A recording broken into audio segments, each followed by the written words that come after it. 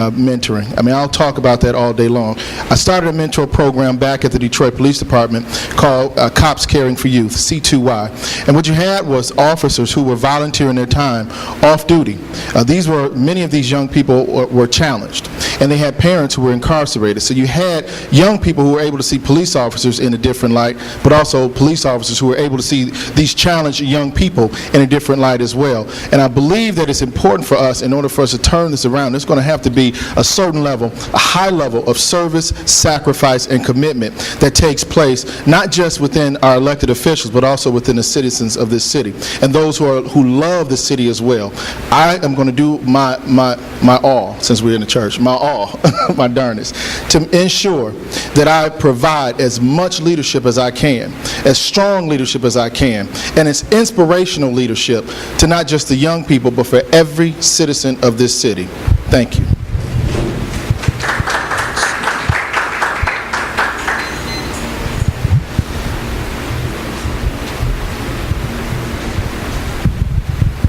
Shelley I. Foy. For 15 years of my career with the Detroit Police Department, some of you may remember me, I was the commanding officer of the Child Abuse Unit.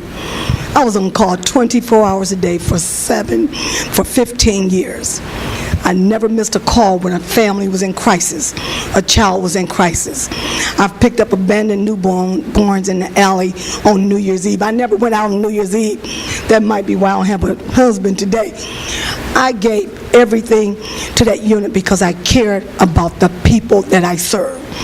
I was on call 24 hours a day. I didn't get paid, only when I went in, but I took every call that came in like I was a precinct desk 24 hours a day.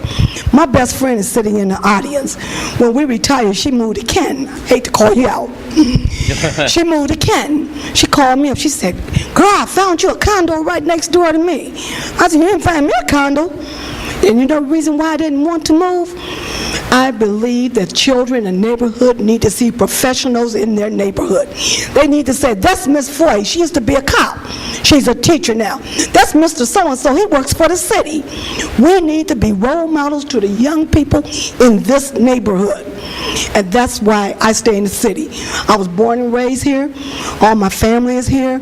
Even though my friends live out, I go visit and I tell them I feel like I've been out of town. I should have packed the lunch. I come right back and I'm glad to live in Detroit.